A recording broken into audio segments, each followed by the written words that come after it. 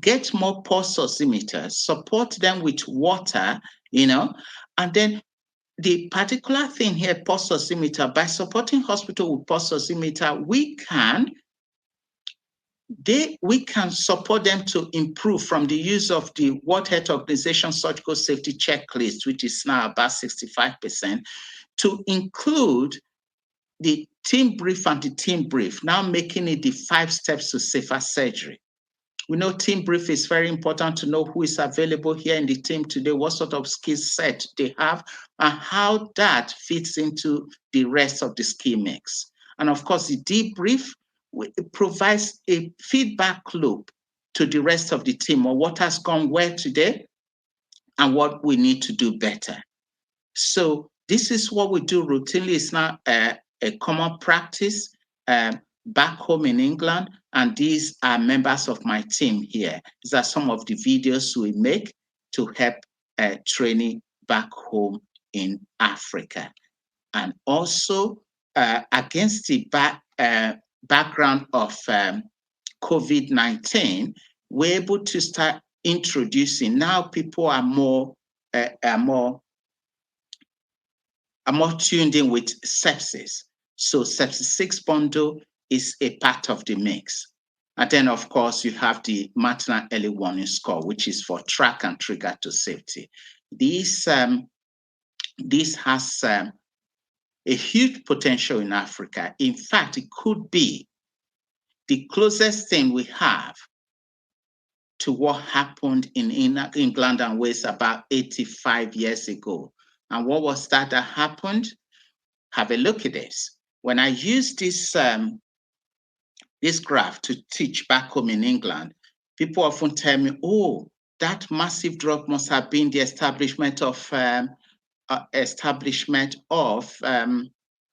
NHS.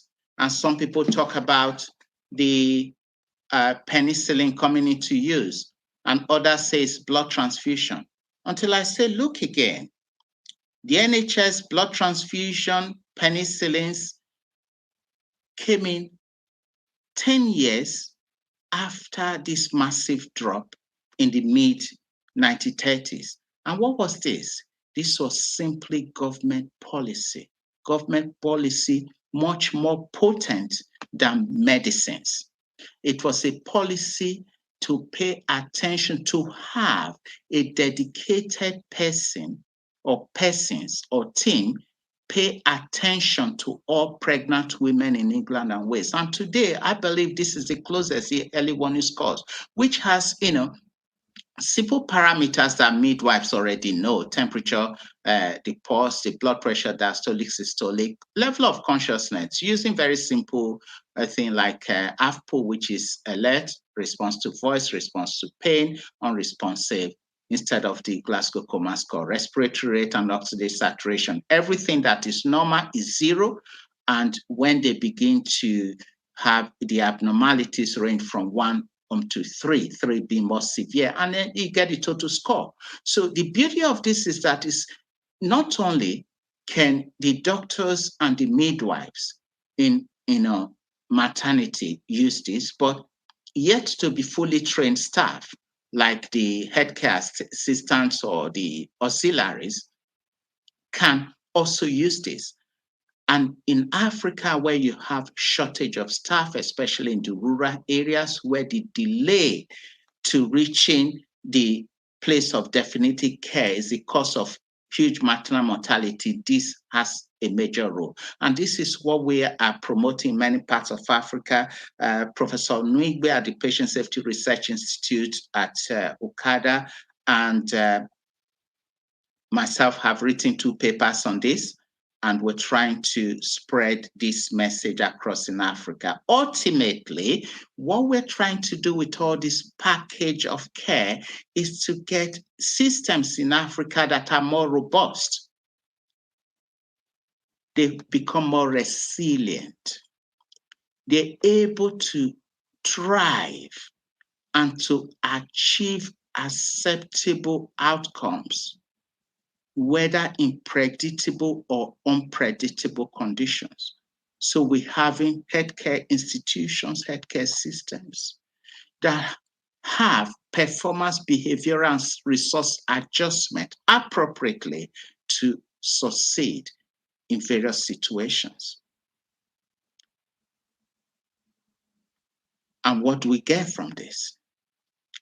What will happen from this, which I think is beginning to happen, but we need more of it, is that quality care will no longer be seen as an optional extra for Africa and Africans, but will now be seen as the best preventive strategy. It's the best cost-effective strategy to ensure patient safety, to ensure reduction in harm, to improve patient satisfaction, and to get pandemic preparedness and health security across Africa. So there's a whole lot to be gained from improving quality and patient safety. And this is why we must tap into the opportunities that are now here. And what are these opportunities? We've mentioned some of them. People are now freely talking about patient safety. Around the world and here in Africa, it's no longer a taboo subject. And I'm pleased. We're in this conference, and it's going to be patient safety all through. And so many people are linking in to talk about patient safety. Many excellent centers are now available around the world, including here at home in Africa, that are supporting patient safety research, supporting advocacy in patient safety, supporting patient safety training. And I'm very grateful to the team led by Gilbert Boko at Ghana, Gilbert Boko and Elon. But no doubt it's one of the best centers of patient safety around the world. I can say that to you because I've been to most of the great centers. And we need more support for that center. And I'm also very grateful to see Acquire, to see Lydia at the Kenyatta National Hospital, Professor Chizonga at the health professions unit at the patients at the University of Zimbabwe. This was where the World Health Organization Patient Safety Curriculum, the multi-professional edition of 2011, was piloted in Africa. Professor Chizonga led that work, while as a dean, he's still very much around and supportive of this process, and is very much involved in this program. I'm very pleased with what's happening with Koshasha. Koshasha is very unique, and I don't think many people appreciate what Koshasha does. You see, we need to encourage more of our leaders, national leaders, health ministers, to link into a quality assurance program of Koshasha. Unlike many of the quality assurance institutions in the other parts of the world, those organizations around the world assume that a robust clinical governance system already exists. So they come in and do an inspection, and you're graded. But Koshasha is not that.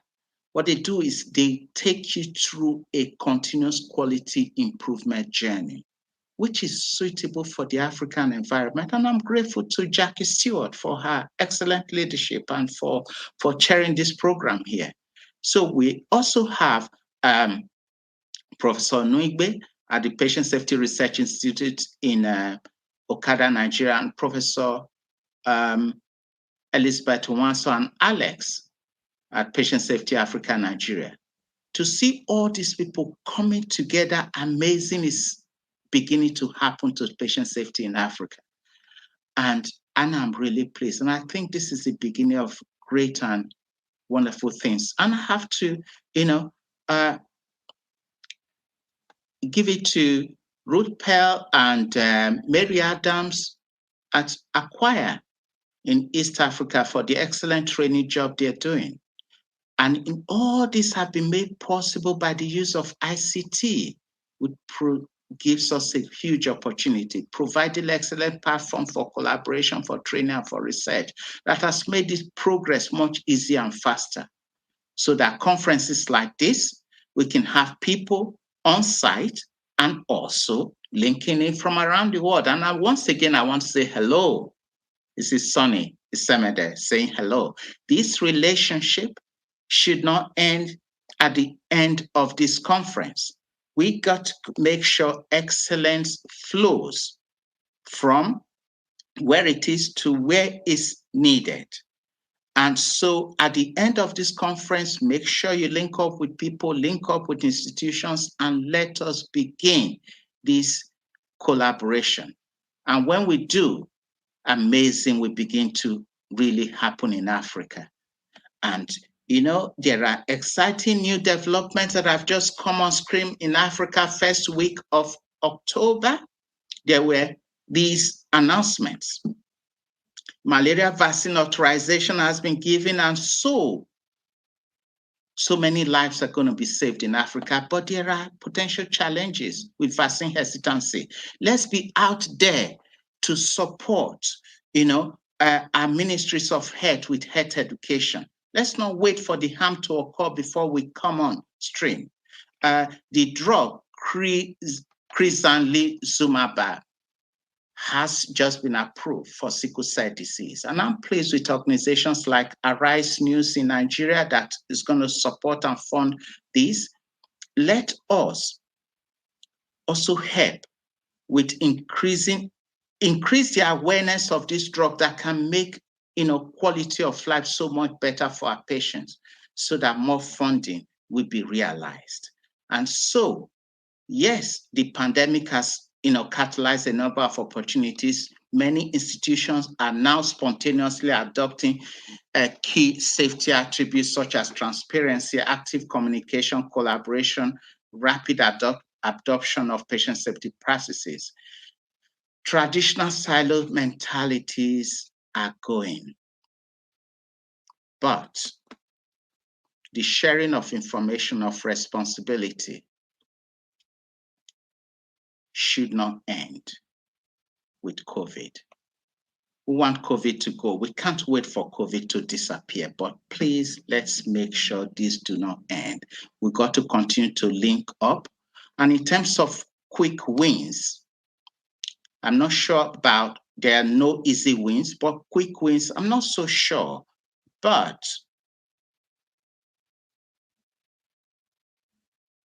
if we work together, we can make things happen.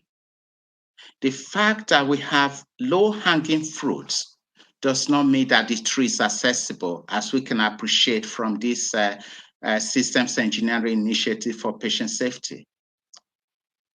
We know things will happen as long as we're patient and ready to accumulate those partial victories. Like diplomacy, patient safety is the accumulation of partial victories. We know that nothing is isolated and no one can go it alone. In fact, it is the patient accumulation of partial victories, and this is what we're doing. The most important part of all this is that we're not alone. We have many, many supporting us, right from the very top of the World Health Organization. We thank, we're grateful to Dr. Tedros. We're grateful to Dr. Moeti. We're grateful to Dr. Dekin of the Global Patient Safety Collaborative. And of course, we're grateful to Vicky Ford, MP, the Minister for Africa, who's very keen to do, great things. And I think together, we can make amazing happen. This is a team from County Durham and Darlington, and they are truly amazing. Once again, I want to say thank you, and God bless you all.